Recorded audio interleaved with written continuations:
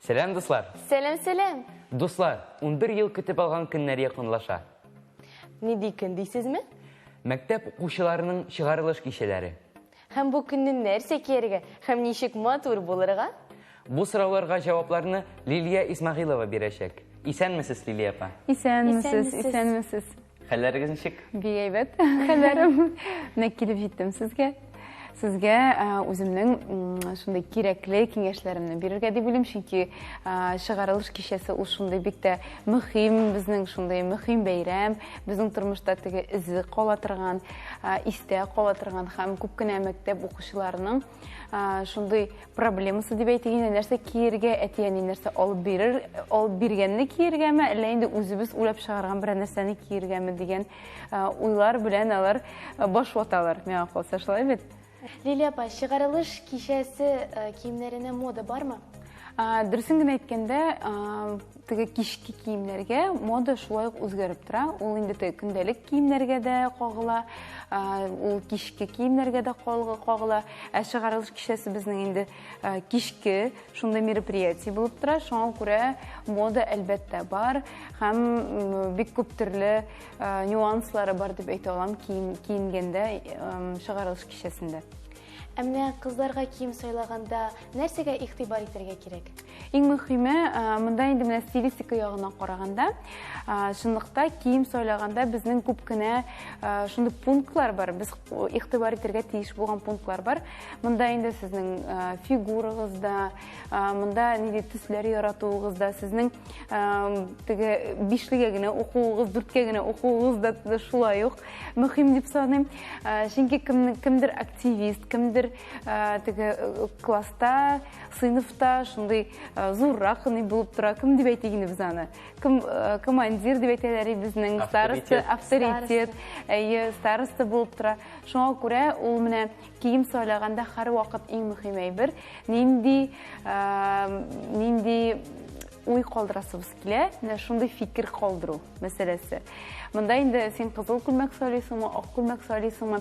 Быелгы трендларга килгәндә, ул ак төс. Ул бик тә матур, шундый кычкыра торган ак төс, ул шундый теге сафлык төсе бит инде. Шул вакытта ул бик кычкыра торган төс. Акны күп ерактан без күрәбез, акны без аерабыз, акны без яратабыз. Шуңа күрә менә иң трендлы төсләрдән булып санала ак төс. Шуңа күрә мин ак төсне сайларга да хәтта тәкъдим итәр идем, киңәш итәр идем.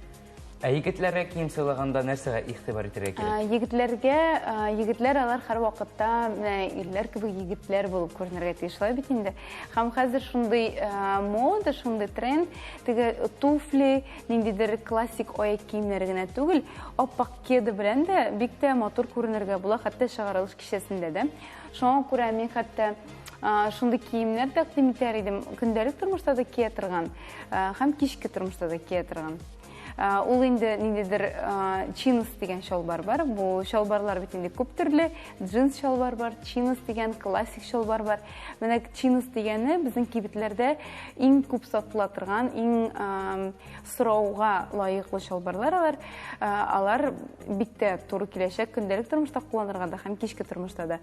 Һәм шул ак кеда белән дә, ниндидер туфли классик аяк кием белән дә алар бик тә матур күренәләр. Монда инде өске як сезгә нинди төс ошый, шундый күлмәк киюдән генә тора.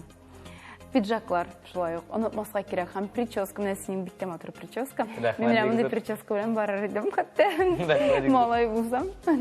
Лилия апа, чыгарылыш кичәсе узгач, бу киемнәрне тагын кая киеп була? Әлбәттә, бу киемнәрне хәзер инде безнең шундый тренд китте. Без бер генә көнгә кием алмыйбыз. Менә күп кенә хатын-кызлар, иратлар да миңа килгән, менә минем клиентларым дип әйтим инде, мин бит инде киендерү буенча эшлим. Шул өлкәдә бер генә көнгә кием сайлау ул уже модада түгел дип әйтим инде. Шуңа күрә киемне төрле очракларга куллану һәм аны төрләндерү ул кызыклырак. Күлмәкләрне без инде кроссовка белән дә киябез, кеда белән дә киябез, туфли белән дә киябез. Шуңа күрә теге битте шундай кышкырып тора торган күлмәкләр түгел, мәктәп кишәсе бит ул институт кишәсе дә түгел. Шуңа күрә ниндидер жиңелрәк тукымалардан, натураль булган тукымалардан сайланган күлмәкләр, алар көндәлек тормышта аяк киемен үзгәрткән очракта, алар инде бик тә әйбәт безгә булышачаклар, матур һәм шундый җәйге образлар тәкъдим итәргә кешегә. Егетләргә килгәндә шулай ук. Шул ук күлмәкне өскә якыннан ниндидер матур шорты белән, кроссовки белән киеп була. Шул ук шалбарны без футболкага алмаштырып, пиджак белән, аппак кед белән кия алабыз. Бу casual стиль дип атала инде. Һәм күлмәкләрне сафари стиленә дә кертеп җибәреп була. Булар турында сөйләшсәк, безнең монда берничә передача кирәк, берничә тапкыр сезнең белән очрашырга. Миңа калса бик тә кызык булыр, чөнки актуаль тема шулай бит. Сезгә дә бит кызык нинди стильләр булу беләсегез киләдер. Миңа калса, менә ниндидер шундый базовый белемнәрне белү, ул мәктәп укучыларына төрле кичәләрдә киенергә булыша торган әйбер. Шуңа күрә минем киңәшләрне истә калдырыгыз. Рәхмәт. Егетләр өчен нинди аксессуарлар кулланып була? Егетләргә килгәндә, хәзер менә бик тә модада аксессуарлар. Бу инде сәгать. Бу бик кыйммәтле булмаска да мөмкин. Хәзер инде безнең кибетләр бар шундый кулдан ясалган аксессуарлар, шын күннән ясалган, алар кулдан ясалган булалар. Андыйлар бик тә модада, бик тә трендта дип әйтим инде. Һәм аларның бәяләре дә кесәгә артык кагылмый, бик кесәне сукмый. Шуңа күрә менә модада шундый аксессуарлар, ниндидер беләзекләр, шулай кожадан, күн дип әйтәбез инде татарча әйткәндә. Алар бик тә актуаль. Ниндидер пирсингларны мин әйтеп тә тормыйм инде, алар инде безнең бөтенләй башка сфера. Аксессуарлар алар булырга тиеш. Сумкалар, шулай ук безнең аксессуарлар, билдә йөртә торган, менә шулай алда йөртә торган сумкалар көндәлек тормышта килгәндә, чыгарылыш кичәсенә барганда шундый сәгатьтән башка артык аксессуарлар куллану бик тә матур күренми. Лилия апа, килгәнегез өчен бик зур рәхмәт. Без үзебезгә бик кызыклы идеялар алдык. Рәхмәт үзегезгә чакыруыгызга. Мин чыннан да бөтен мәктәп укучыларына бик матур булуларын теләп калам. Чынлыкта безнең кием түгел, без үзебез киемне бизибез. Шулай бит инде безнең тәрбиябез, безнең үзебезнең тотышыбыз, безнең билгеләребез, бөтенесе булар зур роль уйный. Һәм миңа калса, әз генә киңәшләргә колак салган мәктәп укучысы бар яктан да уңышка ирешер. Рәхмәт, Лилия апа. Үзегезгә рәхмәт. Безнең эфир дәвам итә. Безнең белән булыгыз.